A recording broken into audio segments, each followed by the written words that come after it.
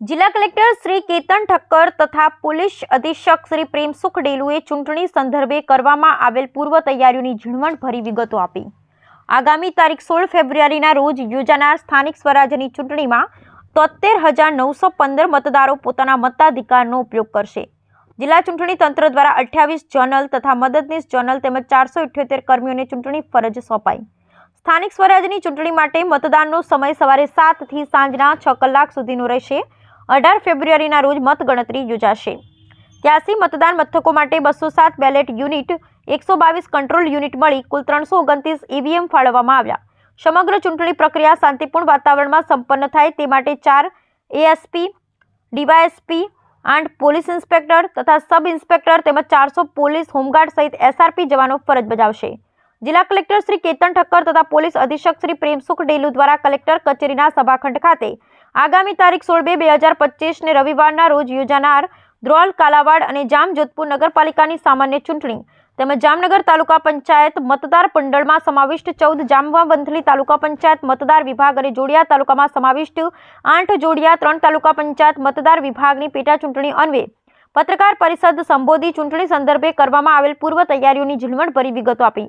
નોંધાયેલ મતદારો વિશે વિગતો આપતા કલેક્ટરશ્રીએ જણાવ્યું કે ધ્રોલ નગરપાલિકા વિસ્તાર માટે 11,166 પુરુષ, 11,175 સ્ત્રી તેમજ અન્ય 2 મતદાર મળી કુલ 22,343. કાલાવડ નગરપાલિકા વિસ્તાર માટે 12,014 પુરુષ, 11,528 સ્ત્રી તેમજ અન્ય 1 મતદાર મળી કુલ 23,543.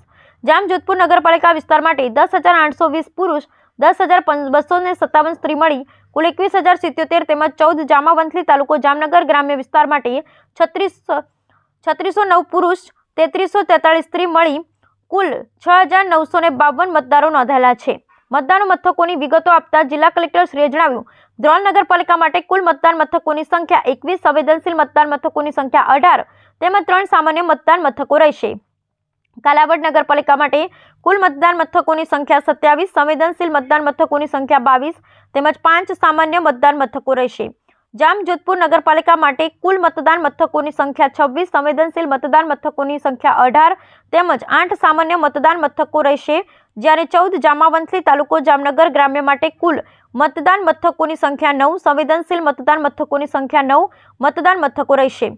સામાન્ય ચૂંટણી હેઠળની નગરપાલિકાઓ તેમજ પેટા ચૂંટણી હેઠળ તાલુકા પંચાયત મતદાર મંડળમાં રજૂ થયેલ ઉમેદવારો પત્રોની વિગતો જિલ્લા કલેક્ટરશ્રીએ રજૂ કરી. જે મુજબ ધ્રોલ નગરપાલિકા માટે કુલ ભરાયેલા ફોર્મ 122, પરત ખેંચાયેલા ફોર્મ 2, રદ થયેલા ફોર્મ 35 તેમજ હરીફ ઉમેદવાર 85 છે. કાલાવડ નગરપાલિકા માટે કુલ ભરાયેલ ફોર્મ 99, રદ થયેલ ફોર્મ 31, બિનહરીફ જાહેર થયેલ ઉમેદવાર 1 તેમજ હરીફ ઉમેદવાર 67 છે. જામજોધપુર નગરપાલિકા માટે કુલ ભરાયેલ ફોર્મ 110, રદ થયેલ ફોર્મ 30 તેમજ હરીફ ઉમેદવાર 80 છે. જ્યારે 14 જામવંથલી માટે કુલ ભરાયેલ ફોર્મ 4, રદ થયેલ ફોર્મ 2 તેમજ હરીફ ઉમેદવાર 2 જાહેર થયેલ છે. ફાળવવામાં આવેલ ઈવીએમની વિગતો સ્થાનિક સ્વરાજ્યની ચૂંટણી અન્વયે ફાળવવામાં આવેલ ઈવીએમની વિગત રજૂ કરતા કલેક્ટરશ્રીએ જણાવ્યું કે ધ્રોલ નગરપાલિકાના 21 મતદારો મથકો માટે 28 બીયુ, 33 સીયુ, 58 બીયુ, 33 સીયુ મળી 91. કાલાવડ નગરપાલિકા માટે 27 મતદાન મથકો માટે 70 બીયુ, 39 સીયુ મળી 109. જામજોધપુર નગરપાલિકા માટે 26 મતદાન મથકો માટે 68 બીયુ, 39 સીયુ મળી 109 તેમજ 14 જામવંથલીના 9 મતદાન મથકો માટે 11 બીયુ, 11 સીયુ મળી 22 ઈવીએમ ફાળવવામાં આવેલ છે.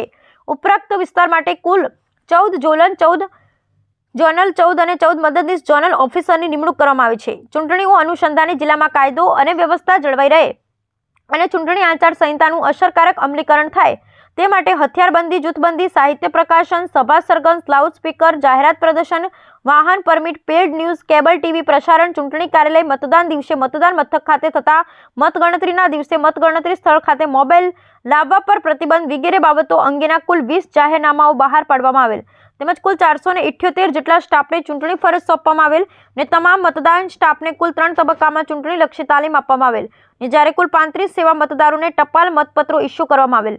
ચૂંટણી બંદોબસ્ત માટે પોલીસ જવાનો રહેશે ખડે પગે.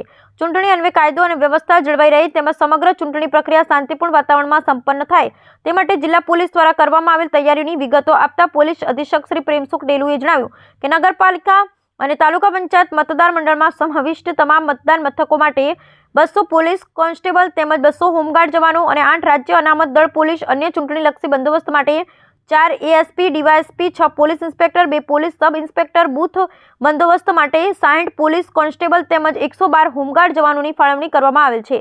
તદુપરાંત ચૂંટણી હેઠળના વિસ્તારોમાં કોન્ફિડન્સ બિલ્ડિંગના ભાગરૂપે પોલીસ દ્વારા ફ્લેગ માર્ચ યોજવામાં આવેલ છે. તેમાં સંવેદનશીલ વિસ્તારમાં ફૂટ પેટ્રોલિંગ કરવામાં આવેલ છે. આગામી તારીખ 16/2/2025ના રોજ યોજાનાર સ્થાનિક સ્વરાજ્યની સંસ્થાઓની ચૂંટણીમાં મતદાન સમય સવારના 7 વાગ્યાથી સાંજના 6 વાગ્યા સુધી નક્કી કરવામાં આવેલ છે. આ માટે મતદાનના દિવસે તારીખ 16/2/2025 રવિવારના રોજ જિલ્લા કક્ષાએ તેમજ ચૂંટણી અધિકારી શ્રીઓની કચેરી ખાતે ચૂંટણી અંગેની ફરિયાદો માટે round the clock control room કાર્યરત કરવામાં આવેલ છે. જે કંટ્રોલ રૂમના સંપર્ક નંબર 028 8 25 41 960 છે. તેમજ સરકારી કચેરીઓ કે સંસ્થાના કર્મચારીઓ કામદારો પોતાના મતાધિકારથી વંચિત ન રહે તે માટે મતદાનના દિવસે રજા જાહેર કરવા અંગેના પણ આદેશ કરવામાં આવેલ છે.